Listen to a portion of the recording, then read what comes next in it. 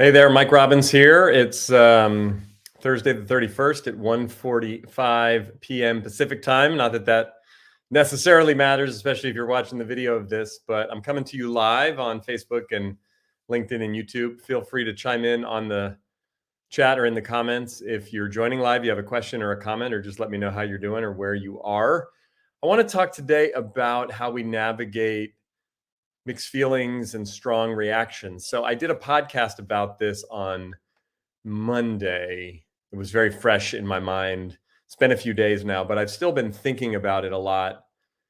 As of course everyone knows, and many people are talking about around the country, around the world, there was a really disturbing, hey Deirdre, nice to see you, really disturbing situation that happened at the Oscars on Sunday night with Will Smith and Chris Rock. And by now, I'm sure you either saw it live or you've seen a clip or clips about it many times. You've read pieces or heard people talk about it. So I don't really want to go into too much of the detail of what happened. But, of course, Will Smith went up on stage and slapped Chris Rock in the face after he said something that he didn't like about his wife. And I think my initial reaction to it, I was really upset Sunday night and even Monday. I felt sick to my stomach. I felt sad and scared and confused and disturbed and just a lot of things. And again, it's like I don't know these two men, although I'm a huge Will Smith fan. I'm a big Chris Rock fan, probably more of a Will Smith fan than a Chris Rock fan, but I just read Will's memoir not that long ago. And he's someone, he's a couple years older than me. I was in junior high school when Parents Just Don't Understand, the song came out. And then The Fresh Prince of Bel-Air came on the air. I think I was in high school. And there were so many things about Will and his music and then his TV show and his acting that resonated with me and so many of my peers and my friends growing up in Oakland. And then, of course, his movie career. And just as I was reading his book, it was reminding me of just what an extraordinary career he's had and just all the incredible success in music and TV and movies, and that he's been in my life and all of our lives for so long. And The Pursuit of Happiness, which is one of his movies that I love, was filmed here in San Francisco and at Glide Memorial Church, which we used to go to when we lived in San Francisco. And we were there on the Sunday. They were actually filming that many years ago. And, the movie King Richard that he ended up winning the Oscar for on Sunday night, I watched and loved and was all excited, so excited leading up to it, thinking Will Smith might win an Oscar. This is going to be great. And then Chris Rock is someone I've just enjoyed his comedy and his humor over the years and his wit and his wisdom and his intelligence. And yeah, I mean, like a lot of comics, I mean, he says some stuff that makes me cringe or that's biting or that sometimes seems mean. Like I actually remember in 2016 when he hosted the Oscars and he made some jokes about Will and Jada, and I actually was uncomfortable with it. I thought, ooh, that they're not going to be happy with that. Like it left me with an unsettled feeling. But seeing Will walk up there and smack him in the face was just so shocking and upsetting and out of character from, I mean, I don't know Will Smith, but he just didn't strike me as a violent person who would do that. And yeah, I didn't think it was a good joke. I didn't think it was it was mean and cruel. Apparently, Chris Rock didn't know about Jada's alopecia. But anyway, so the whole thing happens, right? That night, and we're like shocked. I mean, it was so shocking. We were watching it live. Like, did that really happen? I'm like texting with friends. I'm like going on Twitter and trying to figure it out. And then, we saw the unedited clips from Australia or from, somewhere in Asia or wherever they were posting. And I immediately posted something about it, and then people started chiming in on Facebook. You can scroll into my Facebook feed and see. And then over the last few days, so many people have been talking about it, right? I mean, celebrities and comedians and actors and people who were there and talk shows and news people and everybody. And look, I don't know what's going to happen or how this is going to play out. But a couple thoughts that I have about this, not so much about Will and Chris and the drama and the violence and the joke and the slap and all that stuff. Like that's gonna, but I have a lot of mixed feelings about it. I mean, look, I definitely come down on the side of there's no excuse for what Will Smith did. He shouldn't have done that. He shouldn't have put his hands on Chris Rock. I don't think Chris should have told the joke. I think it was in poor taste. I think it was cruel. I think there's obviously history and must be some beef there between him and Will or him and Jada or all of them or whatever. But like, it wasn't even really a good joke, and it didn't seem like it was in good taste. And I don't know. So, um, but I just wish it wouldn't have happened all the way around. It seemed awful for both of them. I mean, now there's people. I mean, a lot of people are chiming in even on my Facebook post saying it was staged. It was staged. It was all a setup. It didn't really happen, which makes me crazy, by the way. I mean, I guess in the realm of possibility, there's some scenario in which it could have been staged or fake. I mean, it did look and sound a little fake, but why would either of them do that? It doesn't benefit either. I mean, I know everyone's saying, well, Chris Rock's tickets are now, they were selling out anyway. He doesn't benefit off secondary ticket market prices going way up. He doesn't make any of that money. He got slapped on international TV, and that clip is going to be shown for years and years and years to come. It's going to be a mark and on him and his career. Like, I respect the fact that he didn't retaliate. He didn't swing back. It didn't get way uglier than it could have. And he didn't even lash out verbally, which he would have had the right to, in my opinion. I think he was just so stunned, but he seemed to handle it with a lot of poise and a lot of professionalism and a lot of grace. I don't know how I would have handled that. I, I might have ducked. I might have run. I might have swung back. I might have jumped. I don't know. I probably would have just been stunned like he was. But why would Will Smith do that? There's no reason. This is going to be one of the biggest moments of his career, winning the Oscar.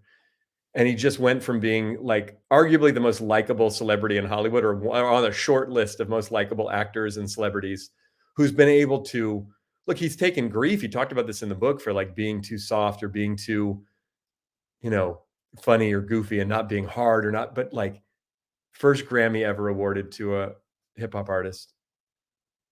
Huge mega TV star with no acting experience. Then one of, if not the biggest box office stars at the time when he was on his run of number one movies, but maybe of all time.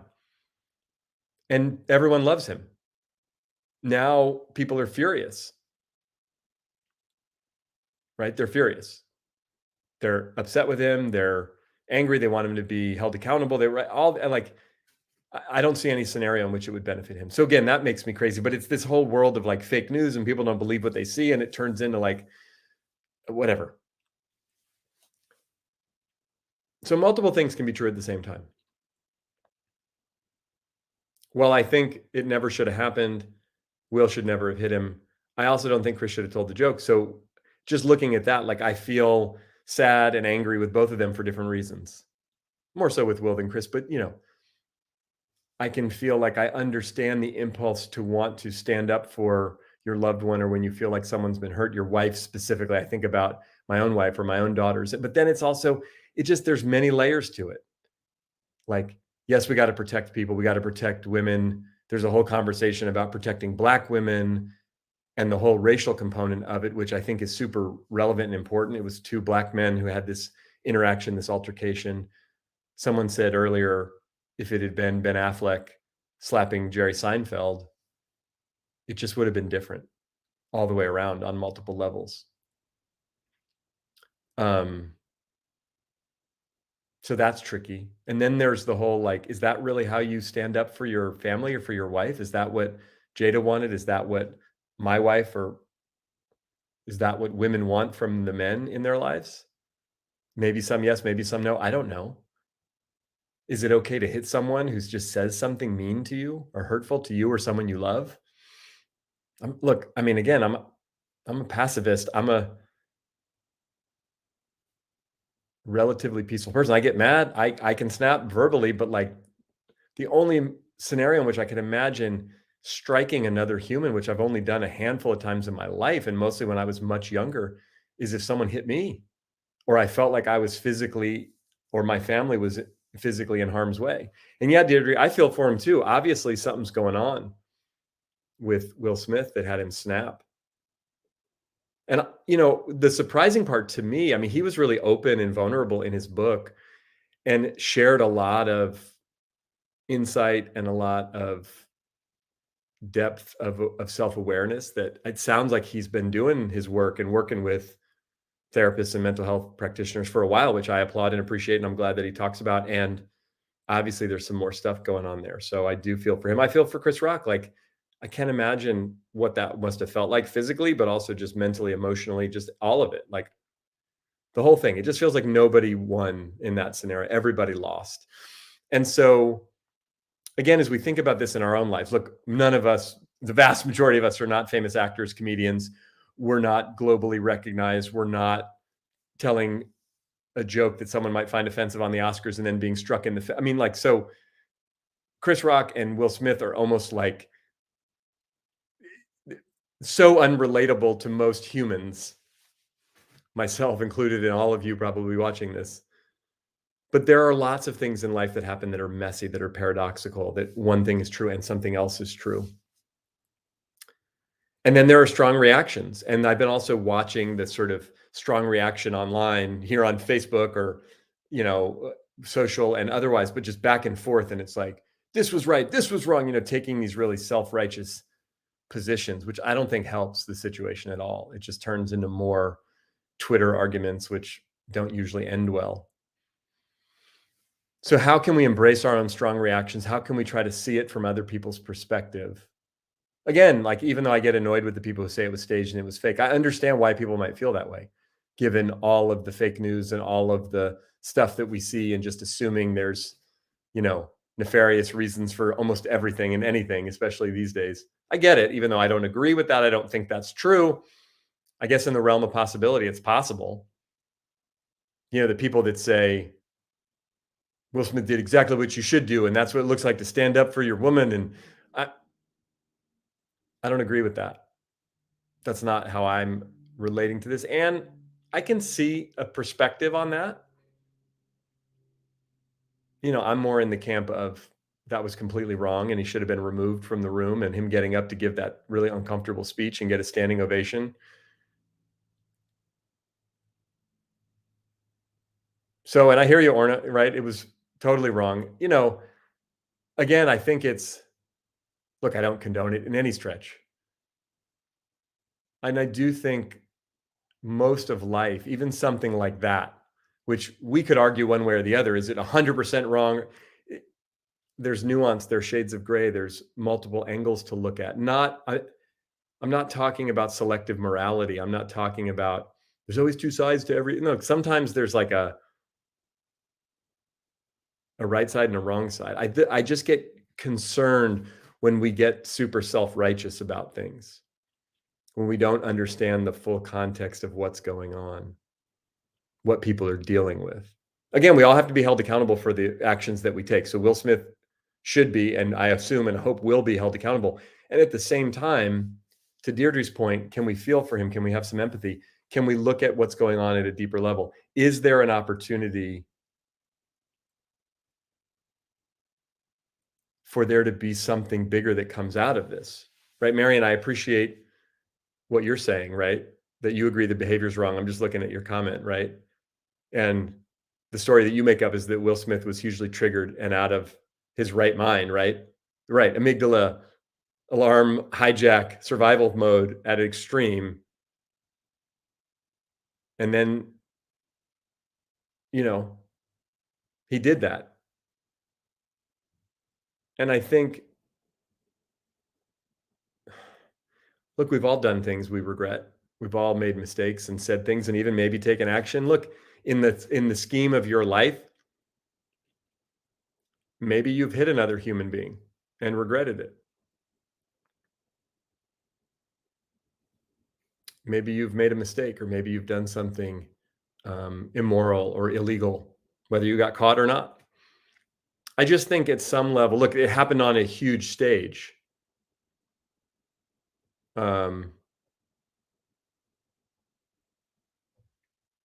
So anyway, again, this isn't really about what happened at the Oscars, although I'm talking about it in that context. It's about how do we deal with our mixed feelings? How do we deal with the rage that we might feel, or the sadness that we might feel, or the anger that we might feel, and at the same time, the compassion, the understanding for ourselves, for others, the complexity. Look, I also wonder, would that have happened if we hadn't have just gone through 2 years of COVID and all of the intensity that we've all been dealing with? I don't know. Part of me thinks no. I think we're all living in this. Now, look, most of us aren't living in the fishbowl of huge celebrity, but we're living in this, we're the frogs in the water where the heat's been turned up and turned up and turned up. So much of life is paradoxical. Multiple things can be true at the same time. And I just want to remind you and me and all of us that let's embrace that as much as we can. I can feel both angry and sad with Will Smith for what he did. I can feel both angry and sad for Chris Rock for what he did.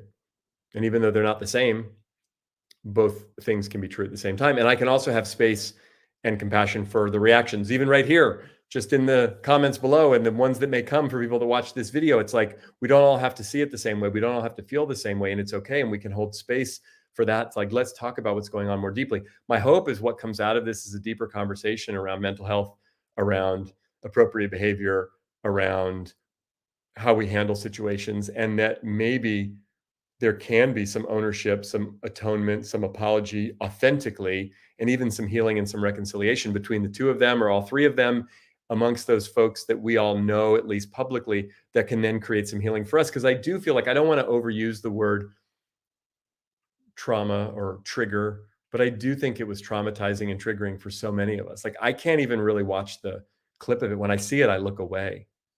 It physically pains me. And again, I don't know why. It feels like two of my friends who I respect and admire got into a fight.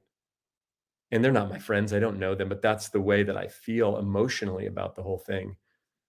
So it's confusing. Yeah, right. Orna, we need to work on ourselves and we got to look at our blind spots, all of us. I do actually appreciate for what it's worth. And again, I'm not justifying his behavior, but one of the things I was most struck by in reading Will Smith's book was just, it seems like he's actually quite introspective, quite reflective, quite aware of some of his blind spots and shortcomings and was really open and vulnerable, at least from what it appeared and what I sensed from. I was incredibly impressed and moved by that book. And that's also why I just feel like I have this even deeper personal connection with him, as do I think the few million of us who've read that book or listened to the audio of it, because it's so powerful. So trying to reconcile the Will that I've watched on screen all these years or listened to his music and then read about in his book, which I felt like gave me what seemed like an authentic insight into him, and then watch him do that doesn't really add up. So it's confusing. But again, none of us want to be judged by our worst moment. And unfortunately for him and for Chris Rock, this moment was captured. It was in front of a lot of people and it will live on. And there's lots of reactions this first week and will continue to be. But if we look at this in our own life and take it out of the context of Chris Rock and Will Smith, where do we make mistakes? Where do we overreact? How do we manage our own emotions? How do we deal with our mixed feelings about things, our strong reactions? How do we deal with people who see things differently than we do? How do we deal with being upset or offended by what people say? What does it really mean to protect ourselves and our loved ones and stand up for our spouse or our children or our family or whatever? I don't have answers to a lot of these questions, but I think they're good for us to think about and to talk about openly, authentically, with compassion, with curiosity. So anyway, that's what I wanted to come on and talk about today.